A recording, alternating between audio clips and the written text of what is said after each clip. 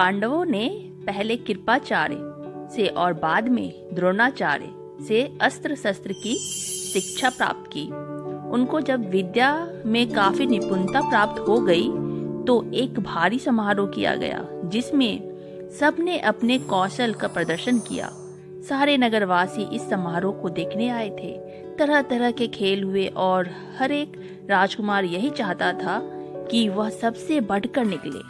आपस में प्रतिस्पर्धा बड़े जोर की थी, परंतु तीर चलाने में पांडु पुत्र अर्जुन का कोई सानी न था।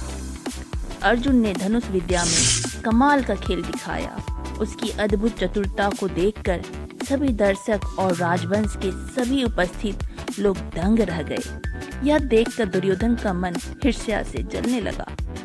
अभी खेल हो ही रहा था कि इतने में रंगभूमि के द्वार पर खम ठोकते हुए एक रोबीला और तेजस्वी युवक मस्तानी चाल में आकर अर्जुन के सामने खड़ा हो गया। यह युवक और कोई नहीं, अधिरथ द्वारा पोषित कुंती पुत्र कर्ण ही था। लेकिन उसके कुंती पुत्र होने की बात किसी को मालूम न थी। रंगभूमि में आते ही उसने अर्जुन को ललकारा, अर्जुन, जो भी कर्तव्य तुमने यहाँ दिखाया है उनसे बढ़कर कौशल मैं दिखा सकता हूँ। क्या तुम इसके लिए तैयार हो? इस चुनौती को सुनकर दर्शक मंडली में बड़ी खलबली मच गई, पर ईर्ष्या की आग से जलने वाला दुर्योधन को बड़ी राहत मिली। वह बड़ा प्रसन्न हुआ। उसने तपाक से कर्ण का स्वागत किया और उसे छाती से लगाकर बोला, कहो कर्ण, कैसे आए? बताओ, हम तुम्हारे लिए क्या कर सकते हैं? कर्ण बोला, राजन, मैं अर्जुन से द्वंद्व युद्ध और आपसे मित्रता करना चाहता हूँ। कर्ण की चुनौती को सुनकर अर्जुन को बड़ा तैस आया। वह बोला, कर्ण, सभा में जो बिना बुलाए आते हैं और जो बिना किसी के पूछे बोलने लगते हैं वे निंदा के योग्य होते हैं। यह सुनकर कर्ण ने कहा, अर्जुन, यह उत्सव केवल तुम्हारे लिए ही नहीं मनाया जा रहा है, सभी प्रजाजन इसमें भाग लेने का अधिकार रखते हैं। व्यर्थ डींगे मारने से फायदा क्या? चलो तीरों से बात कर लें। जब कर्ण ने अर्जुन को यूं चुनौती दी तो दर्शकों ने तालियां बजाई। उनके दो दल बन गए, एक दल अर्जुन को बढ़ावा देने लगा और दूसरा कर्ण को। इसी प्रकार वहां इकट्ठी स्त्रियों के भी दो दल बन गए। कुंती ने कर्ण को देखते ही पहचान लिया और भय तथा लज्जा के मारे मूर्छित सी हो गई। उसकी यह हालत देखकर विदुर ने दासियों को बुलाकर उसे चेत करवाया। इसी बीच कृपाचार्य ने उठकर कर्ण से कहा, अज्ञात वीरा, महाराज पांडु का पुत्र और कुरुवंश का वीर अर्जुन तुम्हारे साथ द्वंद्व युद्ध करने के लिए तैयार है, किंतु तुम पहले अपना परिचय दो। तुम कौन हो? किसके पुत्र हो? किस राजकुल को तुम विभूषित करते हो? द्वंद्व युद्ध बराबर वालों में ही होता है। कुल का परिचय पाए बगैर राजकुमार कभी द्वंद्व करने को तैयार नहीं होते। कृपाचार्य की यह बात सुनकर कर्ण का सिर झुक गया। कर्ण को इस तरह देखकर दुर्योधन उठ खड़ा हुआ और बोला, अगर बराबरी की बात है तो मैं आज ही कर्ण को अंग देश का राजा बनाता हूँ। यह कहकर दुर्योधन ने तुरंत पितामह भीष्म एवं पिता धृतराष्ट्र से अनुमति लेकर वहीं रंगभूमि में ही राज्याभिषेक की सामग्री मंगाई और कर्ण को राज्याभिषेक करके उसे अंग देश का राजा घोषित कर दिया।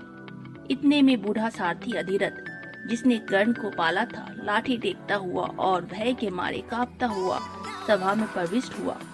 कर्ण, जो अभी अभी अंगदेश का नरेश बना दिया गया था, उसको देखते ही धनुष नीचे रखकर उठ खड़ा हुआ और पिता मानकर बड़े आदर के साथ उसके आगे सिर नवाया।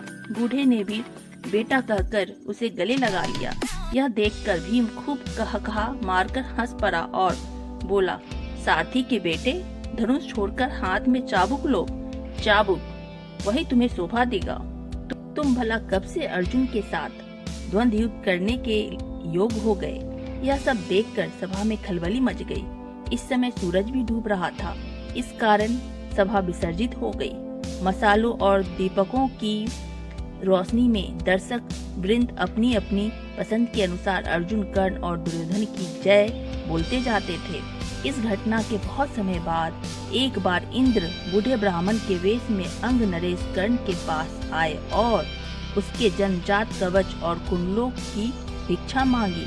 इंद्र को डर था कि भावी युद्ध में कर्ण की शक्ति से अर्जुन पर विपत्ति आ सकती है। इस कारण कर्ण की ताकत कम करने की इच्छा से ही उन्होंने उससे यह भिक्षा मांगी थी। कर्ण को सूर्यदेव ने पहले ही सचेत कर दिया था कि उसे धोखा देने के लिए इंद्र ऐसी चाल चलने वाले हैं, परंतु कर्ण इतना दानी था कि किसी के कुछ मांगने पर वह मना कर ही नहीं सकता था। इस कारण यह जानते हुए भी कि भिखारी के वेश में इंद्र धोखा कर रहे हैं, कर्ण ने अपने जन्मजात कवच और कुंडल निकालकर भिक्षा में दे दिए। इस अद्भुत दानवीरता को देखकर इंद्र चकित रह गए। कर्ण की प्रशंसा करते हुए बोले, कर्ण, तुमसे मैं बहुत प्रसन्न हूँ। तुम जो भी वरदान चाहो मांगो। कर्ण ने देवराज से कहा, आप प्रसन्न हैं तो शत्रुओं का संहार करने वाला अपना शक्ति नामक शस्त्र मुझे प्रदान करे।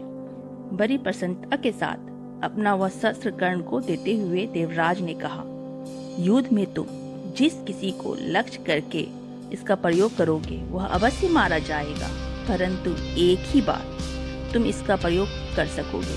तुम्हारे शत्रु को मारने के बाद यह मेरे पास वापस आ जाएगा। इतना कहकर इंद्र चले गए। एक बार कर्ण को परशुराम जी से ब्रह्मास्त्र सीखने की इच्छा हुई, इसलिए वह ब्राह्मण के वेश में परशुराम जी के पास गए और प्रार्थना की कि उसे शिष्य स्वीकार करने की कृपा करे। परशुराम जी ने उसे ब्राह्मण समझकर शिष्य बना लिया। इस प्रकार छल से कर्ण ने ब्रह्मास्त्र चलाना सीख लिया। एक दिन परशुराम कर्ण की जांघ पर सिर रखकर सो रहे थे। इतने में एक काला भौरा कर्ण की जांघ के नीचे घुस गया और काटने लगा। कीड़े के काटने से कर्ण को बहुत पीड़ा हुई और जांघ से लहू की धारा बहने लगी, पर कर्ण ने इस भय से कि कहीं गुरुदेव की नींद न खुल जाए, जांघ को जरा भी हिलाया डुलाया नहीं। जब खून से परशुराम की देह भीगने लगी तो वह उनकी नींद खुली। उन्होंने देखा कि कर्ण की जांघ से खून बह रहा है। यह देखकर परशुराम बोले, बेटा सच बताओ तुम कौन हो? तब कर्ण असली बात न छिपा सका। उसने स्वीकार कर लिया कि वह ब्राह्मण नहीं बल्कि सूत पुत्र है। यह जानकर परशुराम को बड़ा क्रोध आया, अतः उन्होंने उसी घड़ी कर्ण को शाप देते हुए कहा, क्योंकि तुमने अपने गुरु को ही धोखा दिया है, इसलिए जो विद्या तुमने मुझसे सीखी है वह अंत समय में तुम्हारे किसी काम न आएगी।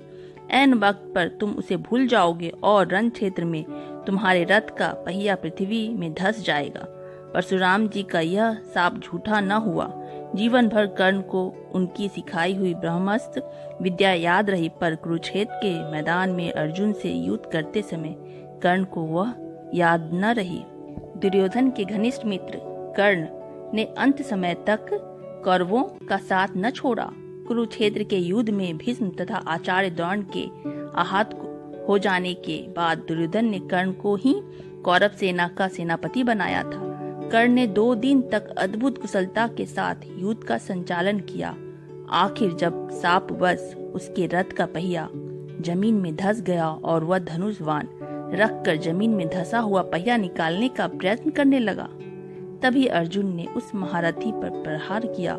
माता कुंती ने जब यह सुना तो उसके दुख का पार न रहा।